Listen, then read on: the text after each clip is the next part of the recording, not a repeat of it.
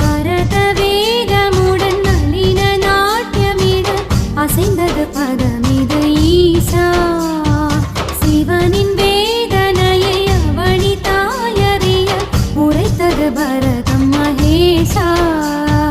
நீலகண்டனே ஆதி மூலனே கருணை பொழிந்திடவா. கங்கை நாதனே கைலை வாசனே கடும் துயர்